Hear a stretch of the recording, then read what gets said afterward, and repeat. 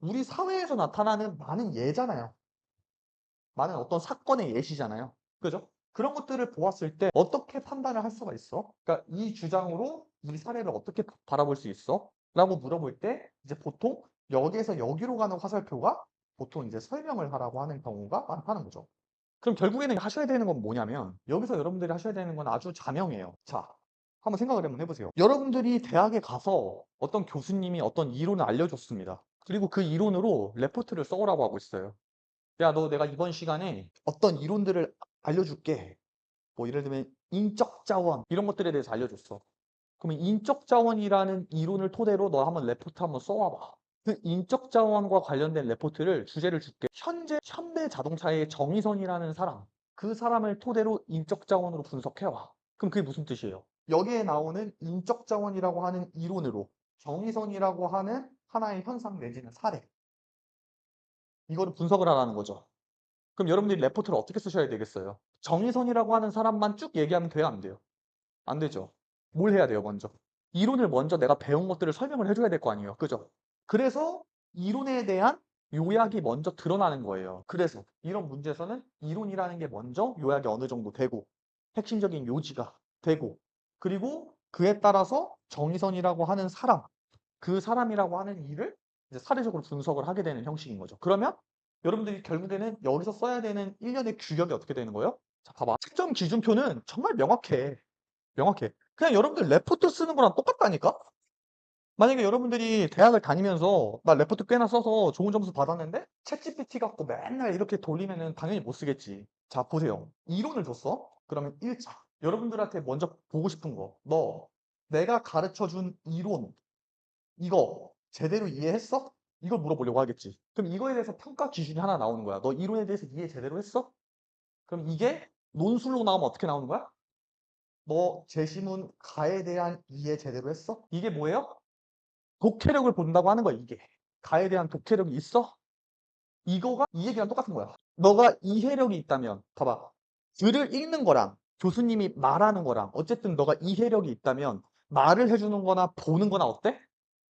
둘 다 뭐가 됐던 간에 어쨌든 너가 이해를 제대로 했다면 제대로 요약을 하겠지. 그 얘기야. 자, 그럼 두 번째. 자, 이론을 이해했어? 라고 얘기를 하면 당연히 그 다음에는 현상.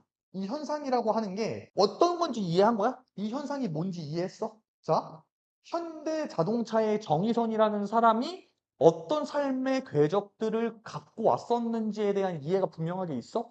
이걸 물어보는 거죠. 그러면 가를 통해서 나다를 설명하라고 썼을 때 여기에 뭐가 되는 거예요? 나에 대한 이해가 있어? 이걸 물어보는 거지. 이 두 개가 뭐예요? 기본 점수야, 이 두 개가. 그래서 가를 통한 어떤 이해가 있으려면은 우리가 얘를 1200자 써준다고 했었을 때 여기에 못해도 200자 정도의 구성은 있어야 되는 거예요. 그래야지만 내가 이해를 했는지 안 했는지를 보여줄 거 아니야. 그죠? 그리고 그 현상에 대한 부분을 제가 계속 얘기했잖아요. 대상에 대한 포커싱. 뭐 해라? 작은 따옴표로 쳐라. 작은 따옴표로. 내가 어떤 대상을 얘기를 할 건지 이거 정확하게 써라. 그리고 뭐 하는 거예요? 자, 너가 이론도 제대로 이해했고 현상도 제대로 이해를 했다면 그러면 이제 비로소 해야 되는 건 뭐냐? 얘네 둘을 잘 연결시켜서 해석했어? 연결시켰어? 그 얘기죠. 그러면 연결을 시켜서 해석을 제대로 했어? 이걸 물어본다는 거지. 연결을 시켜서 해석을 제대로 했니? 이게 세 개가 기본적인 채점 기준표예요. 기본적인 채점 기준표. 이걸 외우면 돼, 여기를. 그리고 이거의 근간에서 문제를 바라보려고 하면 된다니까? 이거의 근간에서. 다른 거를 보려고 하지 말고 여기에 근간에서 보는 거야. 그럼 자, 봐보세요. 여러분들. 정신이 없지만 위에 걸 한번 봅시다. 봐봐. 이게 내 눈에는 어떻게 보이냐면 1에 제시된 불평등 해소 방안 이라고 써 있잖아. 그럼 이 불평등 해소 방안이라고 하는 게 이 방안을 제시를 했다라는 거는 쉽게 얘기하면 방안이긴 하지만 이게 사실상 권고를 했기 때문에 주장이 될 거라고요. 주장. 그러면은 내가 어떠한 이론에 대한 주장을 했잖아요. 이론을 내가 밝혔잖아. 근데 그 이론이 항상 그 이론이 갖고 있는 함의된 바가 좋다라고만 볼 수는 없어. 우리가 갖고 있는 어떤 주장들, 해결책이라고 하는 것들은 뭐가 있냐면요. 제도, 정책, 법 이런 것들이 있어요. 이게 다 뭐예요? 어떤 문제를 해결해 주는 데 있어서 필요한 것들이죠. 근데 여러분들 어떤 제도가 나오면 항상 그 제도가 순기능적인 것만 있어요? 그렇지 않죠. 자, 뭐 예를 들면은 그런 거 얘기해 봅시다. 뭐 고교 학점제 아세요? 고등학생들 다 대학생들처럼 학점처럼 이렇게 듣는 거 다 아세요? 그 고교 학점제가 갖고 있는 문제가 항상 좋은 것만 있을까? 아니라고. 좋은 것도 있고 나쁜 것도 있잖아. 그거를 너가 너 스스로 생각해서 좋은 것과 나쁜 것들 한번 쭉 얘기해 봐. 이러면 어렵잖아. 그러니까 뭘 주는 거냐면 레퍼런스를 주는 거야. 어떤 레퍼런스? 참고할 거. 그 방향으로 갔으면 좋겠어. 예를 들면은 고교 학점제가 있다고 쳐봐. 고교 학점제가 있어.